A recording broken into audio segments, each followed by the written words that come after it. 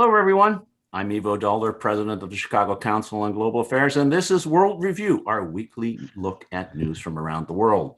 And joining us today is Peter Spiegel, U.S. News Editor of the Financial Times. Peter, great to have you back. Hello, Ivo. Thank you for having me. And also with us, Carla Anne Robbins, an adjunct fellow at the Council on Foreign Relations, and previously with the New York Times, the Wall Street Journal. Carla, great to have you. Thank you so much, Ivo. Hey, Peter. Hey, Steve. And Steve Erlanger, Chief Diplomatic Correspondent in Europe for the New York Times. Steve, great to have you joining us from Brussels.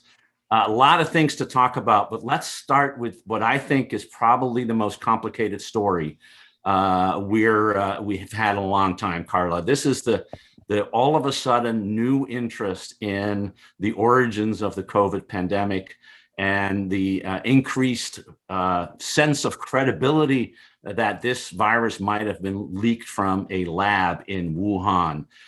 There's so many angles to this, but can you sort of tell us why all of a sudden every newspaper and commentator seems to be seized with this issue?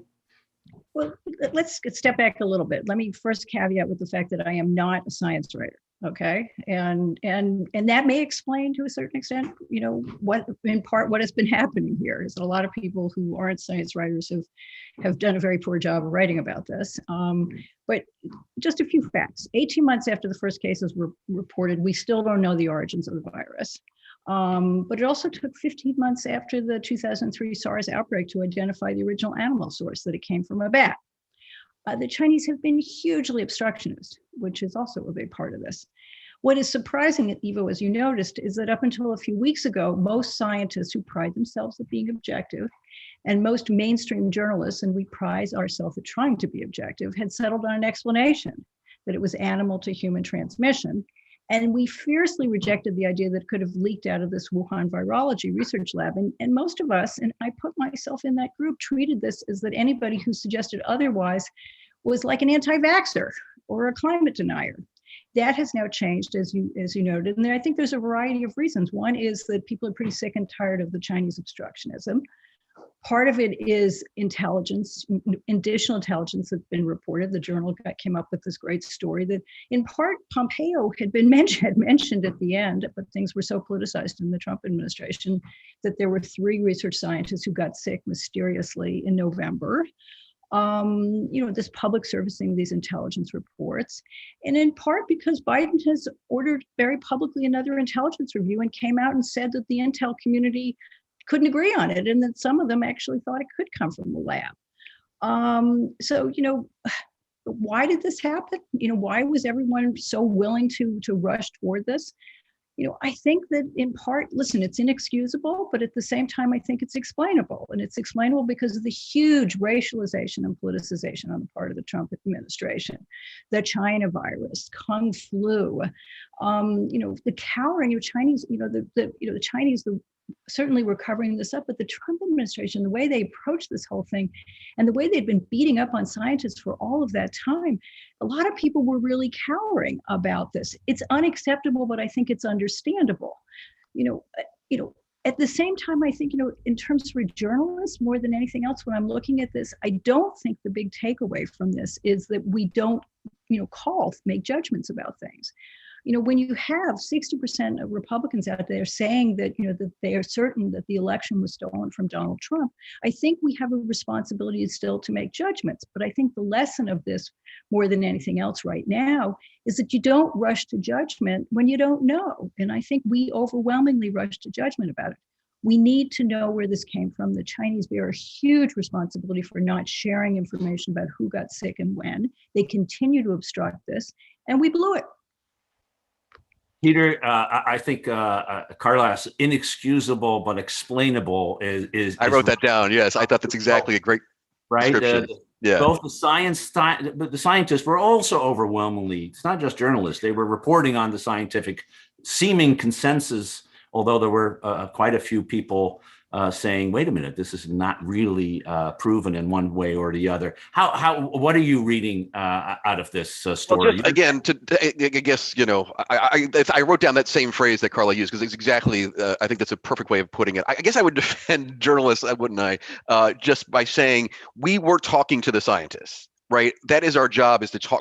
I'm not a science writer either, and there were expert people at the FT, at other news organizations, who were talking to scientists, and the scientists were saying, "This is ridiculous." So we're only as good as our sources. But Carla's point is, I think, is the important thing to emphasize, is how politicized this had become. And it's a lesson for all politicians. If you politicize intelligence, no one will believe you if you start talking it up.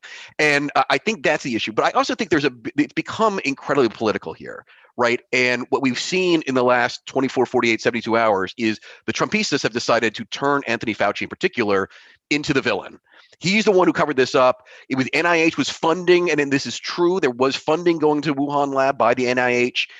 There is some evidence, I got to say, that scientists were nervous about crossing Fauci because the NIH provides so much funding. So there was and we've seen some reporting, not by the FT, but by some other news organizations, saying that in the government, there was nervousness about allowing the Wuhan lab leak theory get out there, because it would get out there also that the U.S. government had funded some of the research.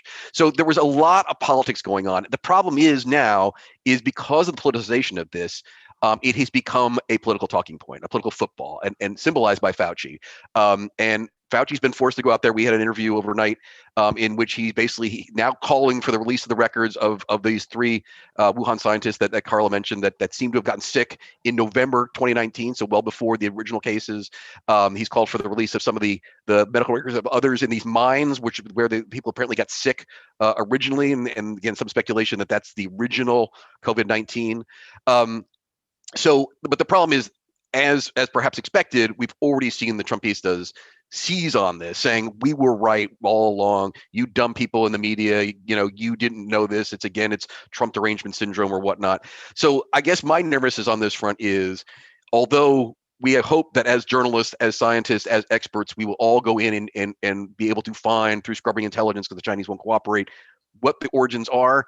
It will become such a political football that everything is going to be clouded in some sort of miasma, and in whatever the conclusion is, it's going to be doubted by the American people, I think.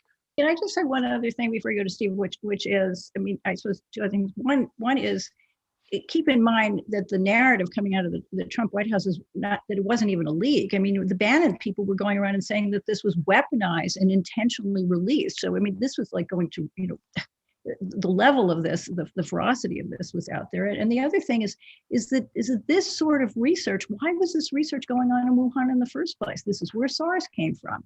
Why were we supporting it? We were supporting it precisely because we didn't want to have another one of these things happen. It makes sense to support this sort of research.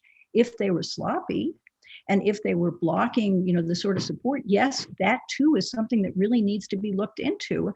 But, this is a complex story that really needs to be explained to people. And when it becomes politicized, the explanations go out the door. I'm sorry.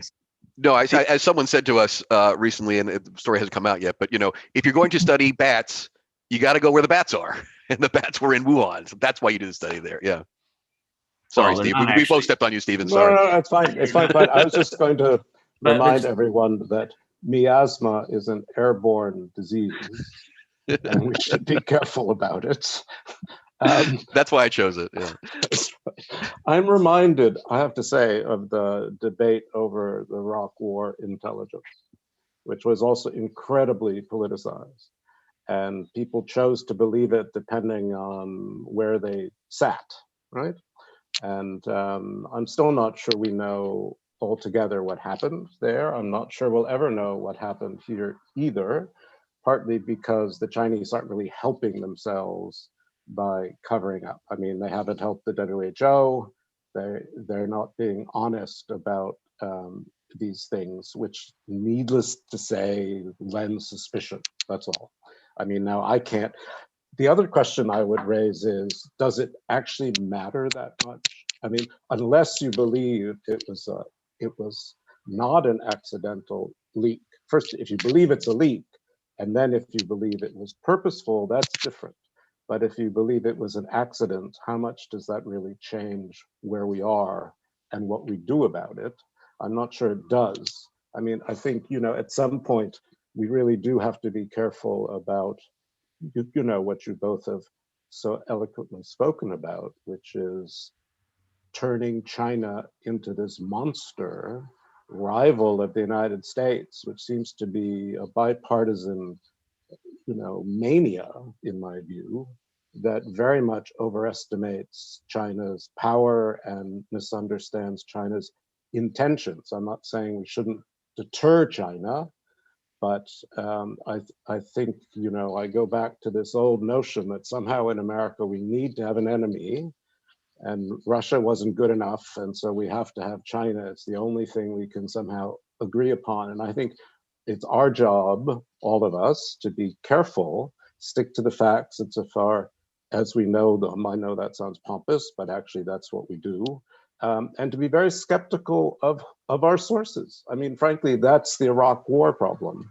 And that's the problem here, because the sources are also to some degree party pre. Either they're worried about their funding being revealed, or they're just believe in virology of a certain kind, or they're being politicized, or they don't want to be associated with Donald Trump somehow, or with Mike Pompeo. But the serious question for me, which I'd also like to see, is, yes, let's try to get to the bottom of it. That's going to be very difficult to do, but let's figure out whether it actually makes a difference, and shouldn't we be concentrating on why we're not producing more vaccines, why the United States isn't giving away more vaccines, why the EU is pretending it's being so wonderful in the world by letting private companies export vaccines made in the EU without actually donating vaccines, right? So that's a whole different question. I mean, China is important and it matters, and I just worry again that this debate will become over politicized and will get in the way of other debates we ought to be having. No, I think Steve, that's a good corrective. Sort of two additional things to think about. One is, it was very revealing, it seems to me, that Biden said publicly that 2 intelligence agencies believed it was natural origin, and 1 believed that it might be a lab leak theory. That's 2 to 1, and also means that there are about 14 or so intelligence agencies that haven't made an opinion yet, and none of them have any confidence in their views. So it is still widely debated in the intelligence community. The second piece, which I do think is relevant to Steve's question on why it matters, is what was it that was leaked, and if it turns out that, which is in part I think the allegation, that the virologists in Wuhan were doing what they call gain of function research, that is trying to make pathogens, or viruses in this case, more transmissible and infectious, in order then to discover how you can have treated or create vaccines. And they were doing it in very low level security bio facilities, so-called BSL-2 as opposed to BSL-4, which is where you would do smallpox and all the other terrible things. And given the reporting very early on, by the way, by Josh Rogan, about State Department cables being really worried about security issues at Wuhan Virology Institute, plus, as you rightly said, Steve, the way the Chinese government has prevented anybody from looking at this, it raises the question, if they had been more open, could you have prevented this from spreading as a pandemic that in the end killed 3.5 million people? Not in the end, because we're not even close to the end. And in that sense, it talks about what kind of research is right, how should it be monitored, and here scientists refuse to be part of the solution. They said, you need to let us do what we need to do. Well, when you do this stuff, dangerous things can happen. Carla? Yes, I mean that was that one other question, which is, should this kind of research be happening, right? I mean, but I'm not a scientist. I mean, should we be trying to figure out ways to make viruses more easily contagious? That seems to me, it's like back to Mary Shelley and Frankenstein and Dr. Frankenstein's monster. I mean, we're back to that old classic tale, which seems to have some validity today. Right. And the Chinese are pushing this, right? They're doing it on genetic editing and all kinds of things. And we, it does raise the issue of some kind of international discussion on it. And by depoliticizing it, you might be able to get that. Peter? Carla, I mean, I'm just curious. I was going to say, Carla, if you have a view on that, because again, all of us are sort of armchair generals in this one, but it struck me that a lot of this gain of function research was largely, if not banned, but certainly discouraged in terms of funding in most of the developed world, certainly in the U.S., and therefore the funding went to China because the regulations are a bit more lax. But again, I'm not an expert in these things. I mean, do you think that is potentially an outcome that we will discover and in terms of lessons learned will be something we have to deal with?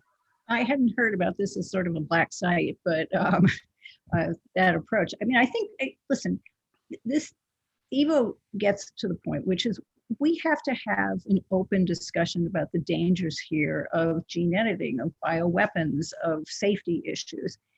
But the Chinese have to be brought into this conversation in a really responsible way, and they have behaved hugely irresponsibly, whether or not it was a leak, whether or not they did the wrong thing, pushed by us, aided and abetted by us or not. They have been hugely irresponsible about this, and they have been enabled by the World Health Organization and enabled by lots of other countries. Look at what happened when the Australians said they wanted, that they wanted to push the Chinese on this. The Chinese lashed out as they always do. It's not just the Dalai Lama; it's pretty much anybody who questions them. And this raises a very pretty fundamental thing. If they want to behave, and I'm not pulling a Mike Pompeo here, if they want to play as a responsible world power, this is the moment in which I do think it matters, Steve. I think it matters that we have to find out what responsibility they had in it, and they have to be held responsible, not in the sense of being publicly lashed, but they have to be held responsible the way any country or any company would be for, if they unleashed a disaster like this, because they need to put in better controls. They also need to be more transparent. Transparency is absolutely essential. That's the way a responsible state behaves, and they can't, throw their weight around the way they are and be enabled by the rest of the world. We'll come back to this. I think a very good way to end, because I think those are the fundamental questions, and I appreciate that we could have 15 minutes of conversation on a deeply politicized topic without politicizing it, which at least I don't think we tried. So that's great. I also think, Steve, to all your points on the vaccine and who and what and where are all important issues. We'll come back to them frequently in the weeks ahead here at World Review. But let's go to the other next big story, Steve. Israel. 4 elections has finally, it looks like, but maybe not, produced a new government. And 4 elections has finally produced, but maybe not, the end of Bibi Netanyahu as prime minister in Israel. What happened this week, and where do you see this going? Well, there are no politics involved in this story either. I mean, I sometimes think of it as the unholy land because, it is so confusing. Israel is a very vibrant democracy, which everyone knows. It also has a very low threshold for getting a party into parliament. So you get a lot of parties that are very, very much devoted to certain tranches of the society. And cobbling together a majority is getting much harder there than it's been for quite a long time. And it is a country which is also very divided. I mean, it's been very divided over the Palestinians. It's been very divided over the ultra-Orthodox. It's been very divided over social benefits. There are lots of divisions that we don't normally write or It is a lively domestic political debate. And what you have is, with Bibi, you have this incredibly skilled, very cynical, almost Machiavellian leader of the largest party by far, who's being not just under indictment, he's actually on trial on corruption charges. Being prime minister keeps him out of jail, so there's some real self-interest there. But Bibi is also someone who has said to the Israelis, I will keep you safe, which he's done. I will keep you safe from Iran. I will keep the Palestinians down. I will open up Israel to the Sunni Arab world, which he's done. They have normal relations now, helped by Trump, but basically organized by Bibi Netanyahu with 4 of the richest Sunni Arab states. Those did not go back on their word during this latest clash with Hamas. Now that was an accident. They managed to keep it fairly low key in terms of other Gaza wars. So is this the end of Bibi? I think it is.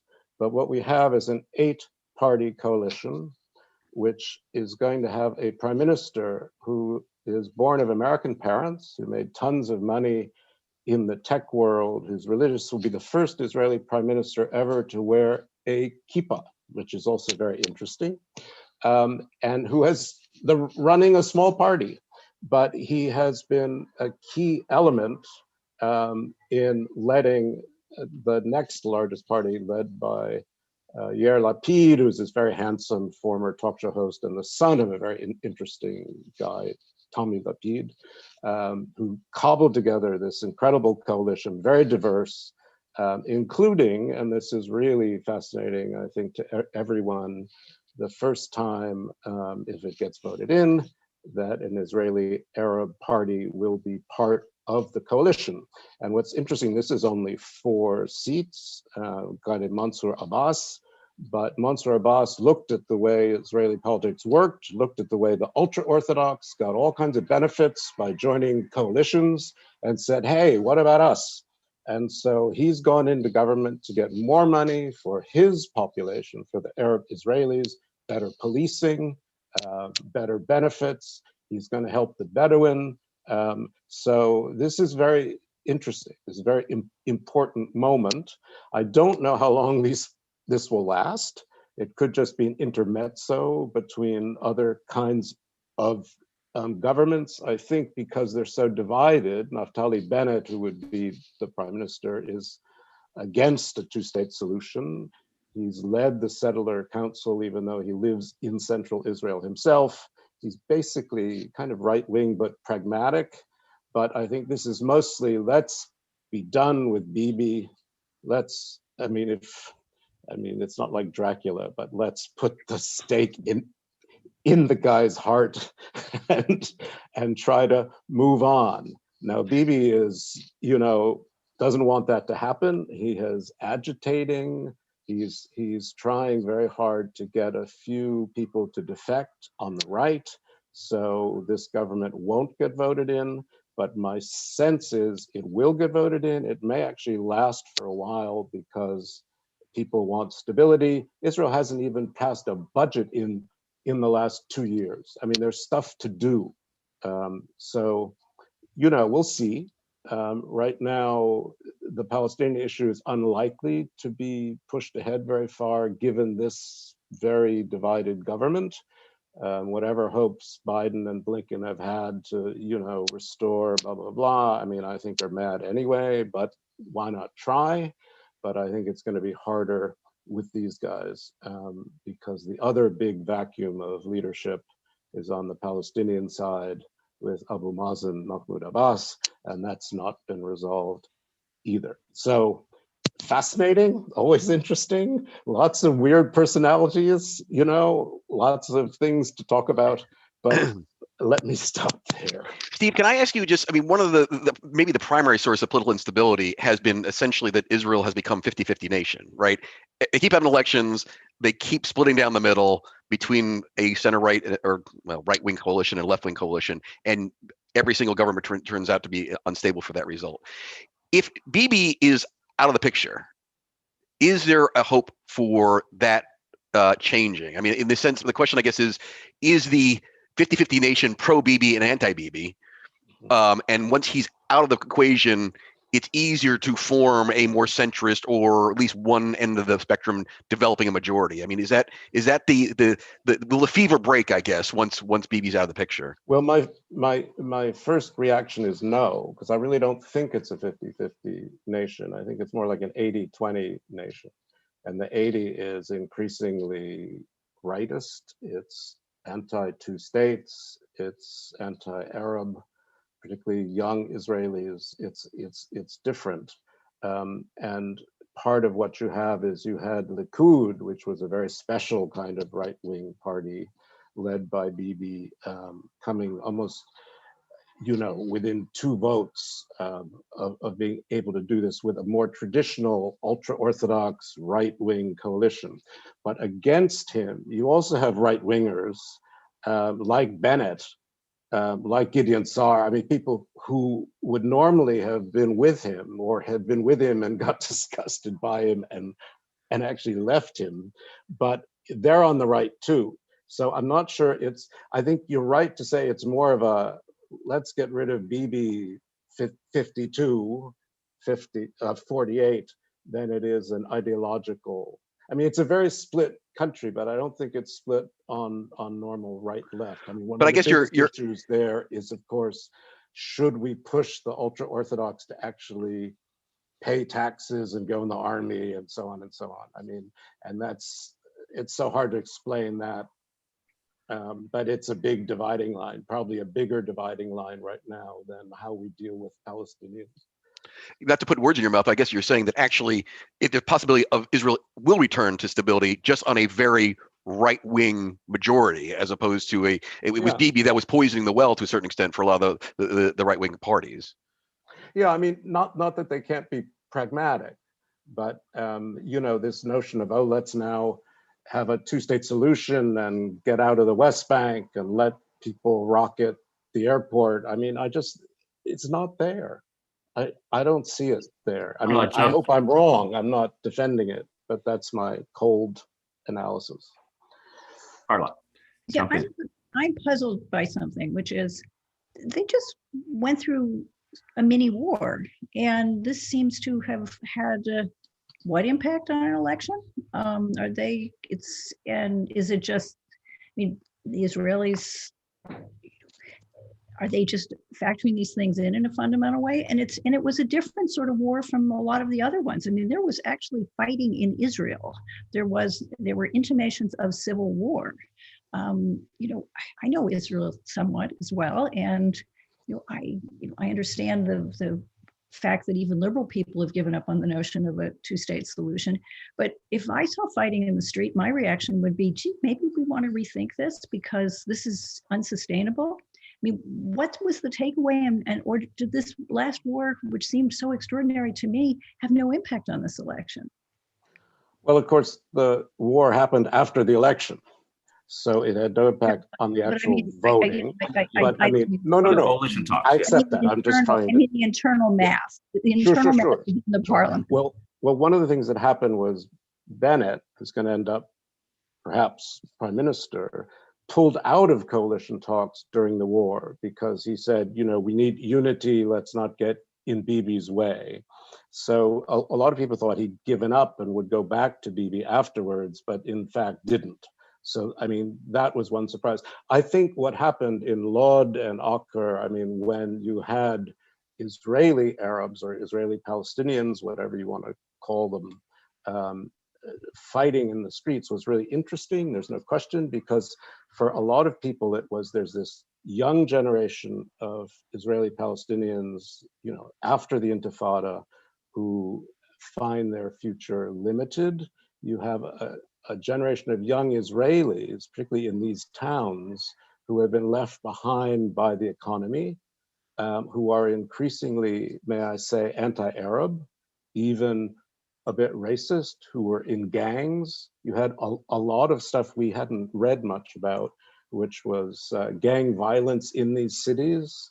There's a lot of intra-Arab crime that was going on, and this is why Mansour Abbas is pushing for more policing in these very places. So I think it shocked people. The other thing that shocked people was the West Bank Palestinians have thrown their support, we'll see for how long, to Hamas, because Hamas defended Al-Quds. Hamas defended Jerusalem, not very well, but that's what they did. And Abu Mazen did nothing, said nothing, looked very empty, lonely. And this is, I think, a big problem too. So yes, there's a lot of internalized thinking. There's no question. I don't know where it ends up. You're right to point to it, but I don't think it had a tremendous impact, except it made, I think, the inclusion of Ram, this small Israeli Arab party, more acceptable to people. But I think, Carla, I really like this analytical point. I just want to put a point on this, because I think there is this assumption that renewed violence in Israel is good for Netanyahu, or good for Likud, or good for the right, because they are seen as the party of security. I think the changing dynamic here, though, was, Netanyahu made a lot of promises, including, if I make peace with the UAE and some of these other Gulf Arabs, we will basically sort of move around the Palestinian issue and it will go away. Well, this proved it didn't. And actually, the whole strategy Likud has had and Netanyahu has had seemed to have disintegrated. And I think what you had is a bit of a shock inside Israel saying, actually, we've tried the hammer now for a long time. It hasn't worked.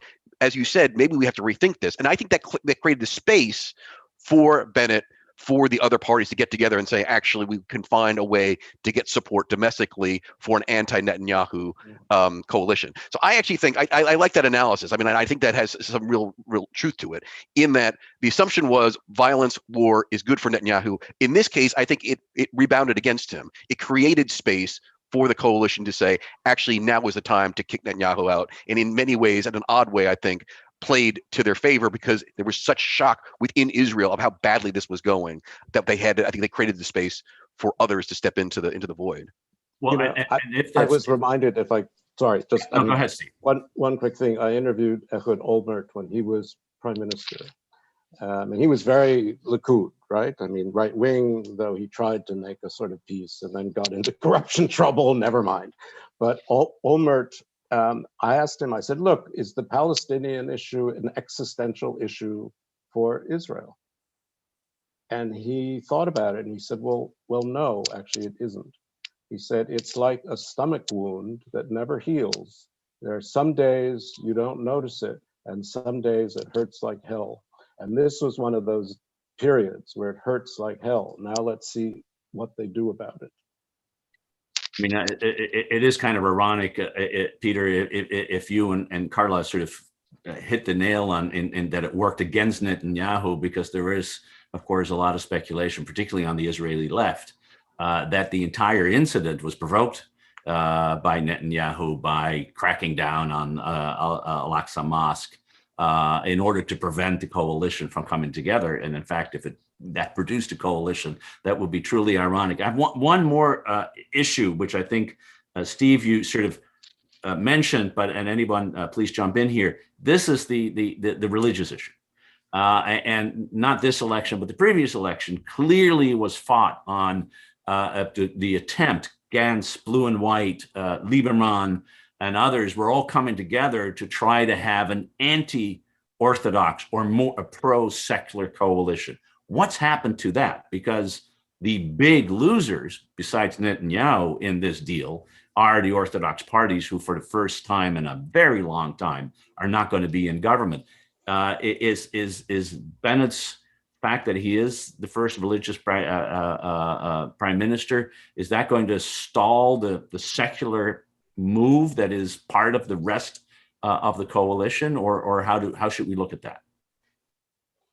I mean, I guess if I could, I'm not an expert, but that's why I asked Steve the question, because I think once Netanyahu's out of the picture, suddenly all bets are off. I think what you've seen is, again, remember, yes, Israeli society has become more conservative, but it's also a startup nation, right? What has happened over the last 10 years, it has had, you have world-beating pharmaceutical companies, you have world-beating tech companies, you have a generation of incredibly secular and prosperous Israelis who were backing blue and white and some of the other secular parties. So I think suddenly with Netanyahu out of the picture and the nation so tense over the future of Netanyahu, all bets are off. And I'd be really interested to see how this plays out, because you have those two separate dynamics. You have, in many ways, Israelis becoming more conservative on the Palestinian issue, and yet more integrated into the global economy and more technologically savvy and more advanced in that regard. And I think those two things do not neatly go together. And I think suddenly Israeli politics, if we need any more vibrancy in Israeli politics, but I think we're going to see a mix up again. I think we're going to see, we don't have a labor party anymore. Blue and white was sort of a created party around a former general. You have, particularly on the secular left, I think all bets are off. And it'll be really interesting to me to see how that all plays out without Netanyahu in the picture. Carla, what do you think? Beyond my competence. Not a science writer, been a long time since I worked in Israel. I defer to you, Steve. Fair enough. I mean, I don't know, Peter. I think if this 8-party coalition gets into power, this is the kind of thing they're probably not going to touch very much, because it will blow them apart.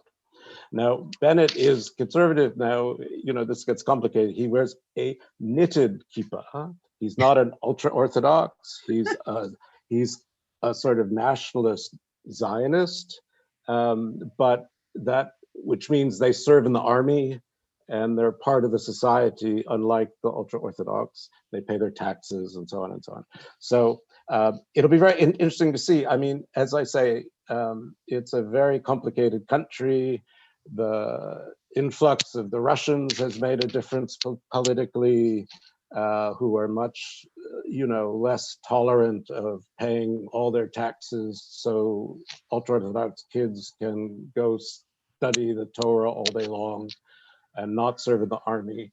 I mean, these are issues that are there. There's also, as I said, quite a lot of poverty among not just Arab Israelis, but Jewish Israelis who are being left behind by this boom society. And, it's a small country, an intimate country, a very noisy country. I think you're right. Bibi's been a kind of the guy who sat on top of the volcano. Let's see what happens when they knock him off. Let's hope he's not Tito. Okay, let's just hope that it's not the Tito. It's a bad yeah. Luckily, it's still a very small country, so it's going to be hard to divide it further in some ways. But whatever happens when the volcano explodes, we'll be here in Mort Review to analyze its results in another week. We have a few minutes left, Peter, and I want to begin a conversation that I'm sure we're going to have next week and the week after. Biden's first trip abroad. It is as traditional, actually, and surprisingly traditional to Europe. G7, NATO, EU, meeting with Vladimir Putin. What can we expect from the 10 days that he's going to spend abroad? I guess he doesn't, unlike his predecessor, doesn't want to sleep in his own bed as much as his predecessor wanted. I'll be quick. I mean, I would never disagree with you on anything diplomatic, Ivo, but actually traditionally the first trip tends to be to Canada. And I know the Brits get upset about it. So they were done, right? Yeah. Canada and Mexico were done virtually. Yeah, but I guess the point is, I think, is the symbolism of it, right? I mean, again, a lot of presidential trips are symbolic in nature. There is some substance what the FT cares about, because there's going to be a deal probably on international corporate tax issues. I won't get into that, but read the Financial Times is a big issue for us. But the symbolism of going to Brussels after London in particular, this is in the EU, an organization where Trump advocated actively for the breakup of the EU, campaigned for Brexit, essentially, tried to encourage other countries to follow the UK. NATO is an organization that Trump would go to the summits and say, this is useless, let's break it up, let's pull out.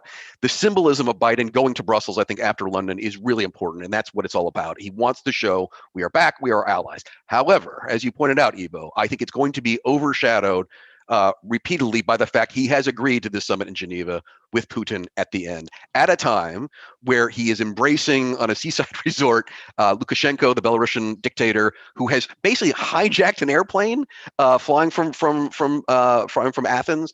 He has basically tried to kill the leading opposition figure in Russia. And I think you have a lot of angry people who had assumed that Biden and Blinken in particular, having talked endlessly about human rights and democracy and bringing back those principles of American foreign policy, which frankly have been absent even during the Obama administration, that he's talked endlessly about these issues, giving Putin the international stage with the President of the United States at a time he is behaving perhaps at his worst than he has a long time, is a mistake. And I think the risk here is that that all the symbolism of reaching out to allies, even Boris Johnson, who was a pro-Brexit prime minister in the UK and very close to Trump, the symbolism of re-embracing the allies will be overshadowed by, frankly, an incredibly weak response on Belarus. An incredibly weak, he's waived these sanctions on Nord Stream. He's agreed this Russian pipeline that all of Eastern Europe is furious about, because it's basically the Germans getting Russian gas and bypassing Ukraine and Poland and whatnot. He has a relatively recent, it's a short record, but a relatively soft record on the Russians right now at a time Putin is behaving badly. So they want it to be about the symbolism of the alliances. I think it's to be overshadowed by this agreement to do the Putin summit at the end. And he's going to come under a lot of criticism. Carla, how do you see the balance between sort of reestablishing the relationship with allies on the one hand, and then on the other hand, the meeting with Russia in Geneva? I think Biden's number one goal is to keep everything at a low boil internationally, and he wants to focus domestically. For a guy who got elected, claiming to. And I think legitimately that this is his original expertise. I mean, he just wants to keep it all at a low boil, and I think that's part of his reason why he's meeting with Putin. And that's basically been the motivation of every American president who's dealt with Putin since Putin came in. I don't think that what George W. Bush really meant that he looked in Putin's eye and saw his soul. His goal really when there was to try to keep things to a low boil. But the lesson again and again and again is is Putin is Loki. He's the god of destruction out there, and it's very, very hard to keep him to a low boil. So we will see. I mean, Biden talks tough. He calls him a killer. He says he didn't have a soul. So we will see. I think, Peter, that you'll hear a lot tougher language out of Biden than he'll go for the contrast with Trump in Helsinki. He'll tell him that he talked really, really tough. But we will see what the actions are that follow it. The number one goal here is to try to not have to deal with Russia throughout his 4 years in the White House for the first term. I think you're going to have a lot of very disappointed people. I mean, I think there were a lot of people, including within the Democratic Party, who felt that a Biden-Blinken, regime will bring more principle back to the Russian relationship. That there will be consequences for Putin's actions, and by granting the summit, even if there's tougher language, the real facts on the ground are there has been no consequences for his actions, either on Navalny or on Lukashenko. Steve, a couple of more minutes left. How's it read in Europe? What are the Europeans seeing in terms of both the fact that he's coming and that immediately after he spends time with the NATO allies, he runs off and has a conversation with Putin? I'm writing about this. It's hard to underestimate the sense of post-traumatic stress after Trump in Europe. So they're very grateful.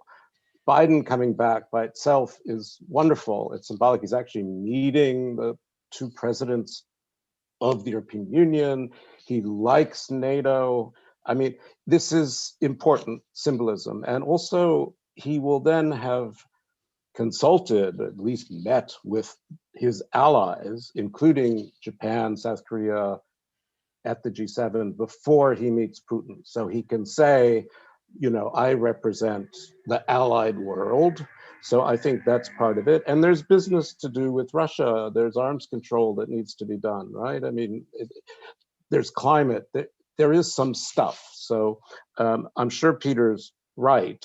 I mean, the Democratic Party will not be happy. But I think the Europeans will be ecstatic. There's really serious issues in Europe too, of course. Some of them will be covered at the G7, like tax, but I mean, there are digital issues, there's Airbus, Boeing, there's tariff problems, there's steel and aluminum. I mean, there's all kinds of stuff to talk about, WTO reform, climate, blah, blah, blah. But just the fact that Europe feels it has a supporter and a friend and an ally, I think is important. The only thing I would say is there is a considerable worry, particularly in Germany, that they're just going to pocket all this because they're in transition. There's nothing happening in Germany now until their elections. And frankly, they believe, or there's a lot of people who believe in Europe, that America's changed, and it's changed in a very serious way. And Biden represents the past, not the future, and that Biden himself will be an intermezzo between two very different kinds of presidents. So I think I worry that Europeans will hedge their bets a bit. We'll see. Well, we'll be watching it carefully as the meetings start to get underway next week with the bilateral between Biden and Boris Johnson. Not quite the same buddy as Johnson and Trump, but it will be interesting to watch. Visit to the Queen, G7, Europe, EU, NATO, and Brussels, and then on to Geneva. We'll have more discussion about this next week. For this week, I want to thank Carla Robbins, Peter Spiegel, Steve Erlanger for really a fantastic discussion about really complicated issues, but we, I think, brought some light to places of darkness. Thanks so much for your insight. I want to thank all our folks for watching. And this was World Review. We'll see you again next week for another edition of World Review. Have a great weekend. Bye, Ivo. Thanks.